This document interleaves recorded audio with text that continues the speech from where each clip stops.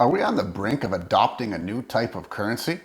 I'm not talking about crypto or Bitcoin, but central banking digital currencies. It's a move that could limit the need for private banks. Central bank digital currencies could be a digital version of money, a bit like a digital banknote that could be used alongside physical notes and coins.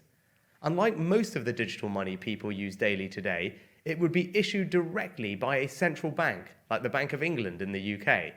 And governments and central banks across the world are working together, looking into what having a digital currency might mean in practice. That's the Chancellor of the Exchequer, the UK's chief financial minister, Rishi Sunak. Critics are concerned this could be a totalitarian move that erodes people's freedoms and consumer privacy. The fear is that governments, through CBDCs, could one day have control over what you're allowed to buy. The Telegraph has reported that digital cash could be programmed to ensure it is only spent on essentials or goods which an employer or government deems to be sensible. What? Think back to what vaccine passports were, yeah? If you don't have your jab, you can't even eat in this restaurant.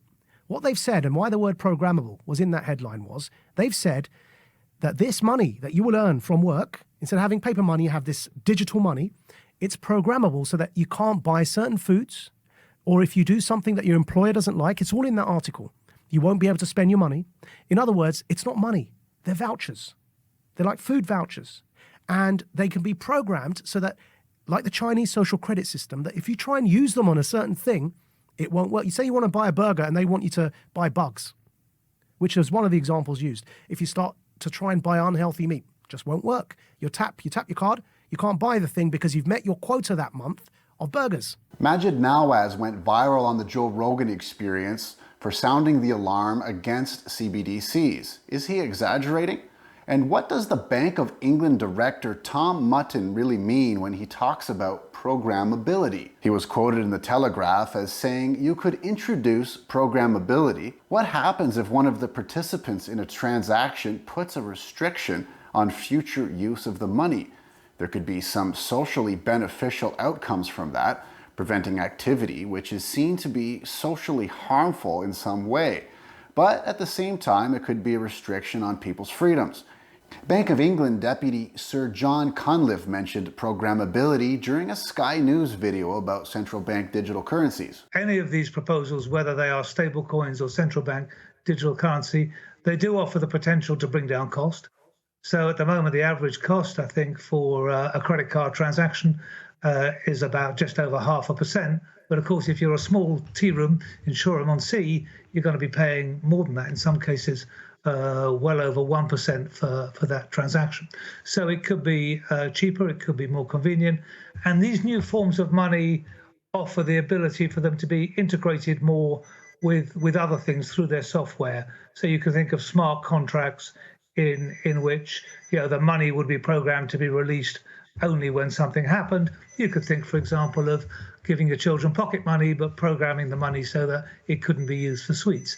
There's a whole range of things that money could do, programmable money as it's called, which we can't do with the current technology. Program the money so the kids can't buy sweets? Okay, what about bacon and fuel or something like that for adults? The conversation around programmability of central bank digital currencies needs more answers.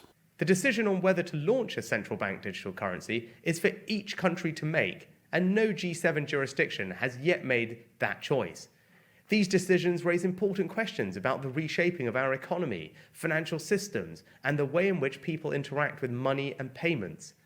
That's why working together and careful evaluation with our international partners is essential. In the UK, earlier this year, I announced a new joint task force between the Treasury and the Bank of England to look into a potential CBDC as a complement to cash and bank deposits. The Bahamas, Jamaica, and Nigeria are among the 11 countries that have launched a central bank digital currency, according to this tracker by the Atlantic Council. The digital sand dollar in the Bahamas has been issued for almost 2 years. One of the objectives is to give more people access to financial services. In fact, proponents argue that CBDCs will allow greater access around the world. It's estimated that around 1 billion people in the world don't have access to financial institutions. Of the G7 countries, The US is in the research phase, while Australia and Canada are in the development phase. Here's the chair and manager of the International Monetary Fund, Kristalina Georgieva. In China, the digital renminbi called eCNI continues to progress with more than 100 million individual users and billions of yuans in transactions. And as we heard from Fred, just last month, the Federal Reserve issued a report on CBDCs, and it noted that a CBDC could fundamentally change the structure of the US financial system. A CBDC will fundamentally change the structure of the US financial system? Wow, okay. The Biden administration released an executive order instructing a number of federal agencies to study digital assets and how they should be regulated. The executive order states that CBDCs must mitigate climate change and pollution and promote financial inclusion and equity. We are going to have to address all the issues of anti-money laundering, financing of terrorism, privacy of users and all the information, the appropriate technology that will carry that digital currency. And this is, a project that will probably take us 2, 3, 4 years before it is launched. Advocates for CBDCs say this is technological progress. It will make things safer, easier, and even cheaper. Obviously, the opposition to this is wary of such a direct relationship with central banks and ultimately the government. Will CBDCs impose too much control over what citizens can buy? How will we see our relationship with money and banks change?